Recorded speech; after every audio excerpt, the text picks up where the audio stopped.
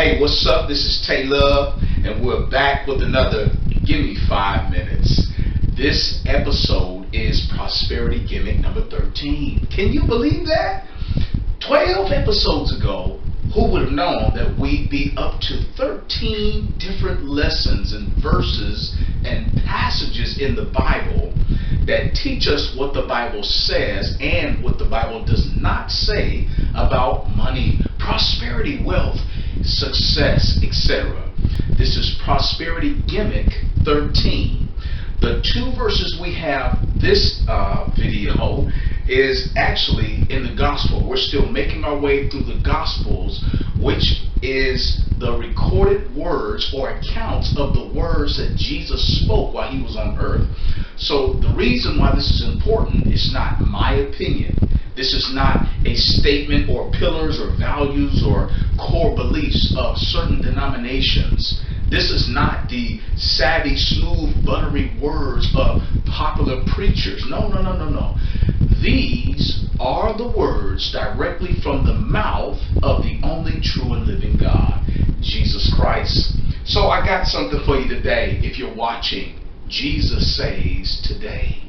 So I want to start this video with two verses. Again, Prosperity Gimmick 13. I only have 5 minutes. That's the thing I try to use to be quiet. You know, as preachers, sometimes we can't help ourselves. We need parameters so that, we can't say everything or we'd be here all day.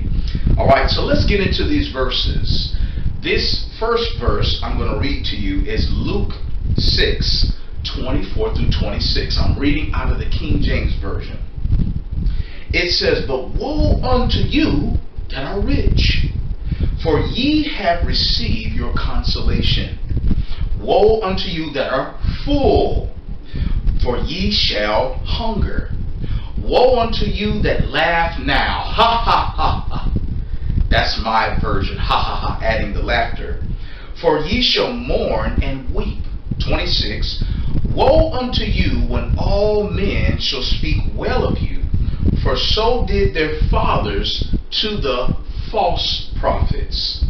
That's Luke 6:24 through 26, King James. Now I'm going to read it in a few more translations. We only have 5 minutes, but the Living Bible, same passage says, "But oh, the sorrows that await the rich, for they have their only happiness down here." That means planet Earth. "They are fat and prosperous now, but a time of awful hunger is before them. Their careless laughter now means sorrow then." We're talking about life after death. "And what sadness is ahead for those praised by the crowds, for false prophets have always been praised." False prophets have always been praised. Last translation, same passage. Luke 6:24 through 26. This is the New Living Translation. "Sorrows foretold" is the subtitle. It says, "What sorrow awaits you who are rich? For you have your only happiness now. What sorrow awaits you who are fat and prosperous now? For a time of awful hunger awaits you. What sorrow awaits you who laugh now? For your laughing will turn to mourning and sorrow." 26.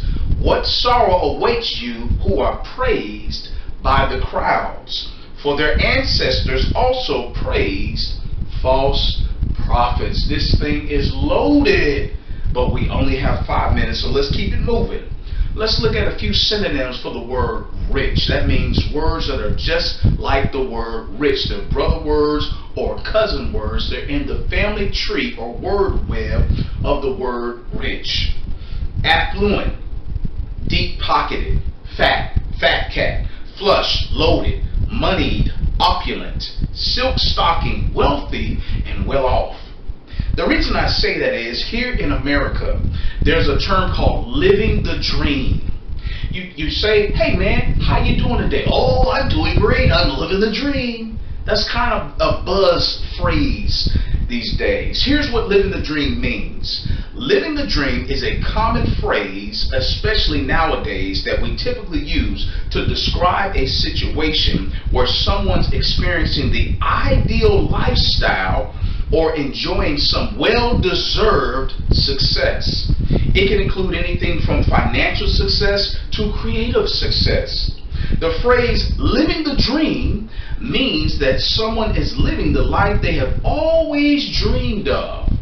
It means that they have achieved all the goals they have set for themselves in life and are simply enjoying the outcomes of their hard work.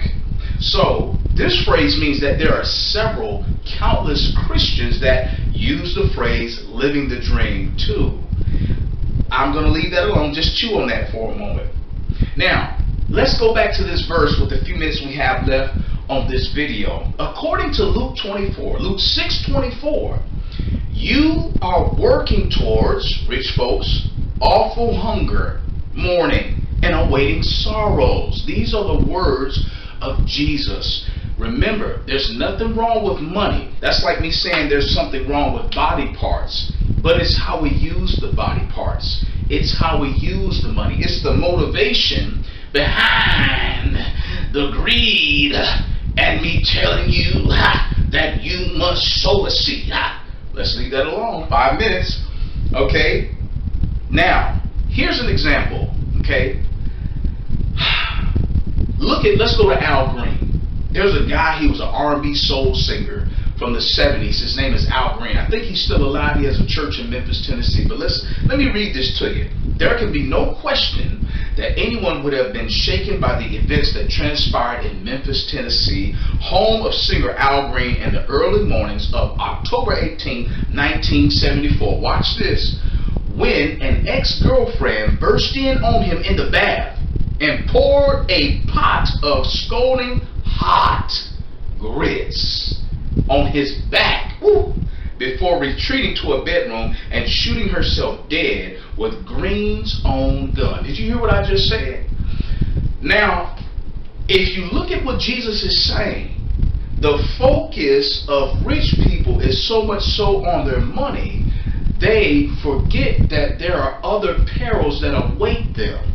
Now, he's talking about eternity and spending eternity separated from him, because he knows where a person's heart is when money is their God and their pursuit. And this is I don't want to get ahead of myself, but watch this for the prosperity messengers. Let's go to this last verse, and I'll leave you with a few points, and that's all we got. Because again, 5 minutes. I'm trying to keep it short. Luke 8:14, King James Version. And that which fell amongst thorns, and they which, when they have heard, go forth and are choked with cares and riches and pleasures of this life, and bring no fruit to perfection. And that which fell among thorns are they, again, they go forth, they are choked with cares and riches and pleasures of this life. Listen to Jesus, and bring no fruit to perfection. No fruit, says Jesus. So here is what the prosperity messengers will never tell you. Prosperity messengers inject you and infect you with stimulants that turn you on to the gimmick and off to the gospel. Did you hear what I said? They turn you on to the gimmick, the prosperity gimmick, and they turn you off to the gospel. So, here are the ways, according to this verse, that Jesus is saying, what happens to you when you begin to care and be concerned with money the way prosperity messengers want you to be, for their own pockets. Here's the thing. Cares of this life, riches of this life, pleasures of this life. What ends up happening to people who are following the mantra, the drumbeat of the prosperity message, is 2 Timothy 3:4, as it says, they become lovers of pleasure more than lovers of God. If you heard those words of Jesus, my prayer is that your eyes are now open to the gimmick.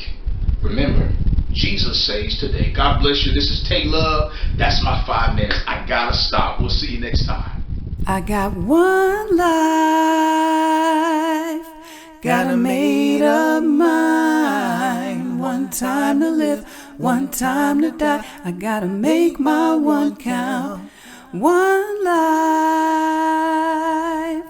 got a made up mind. One time to live, one time to die. I gotta make my one count. One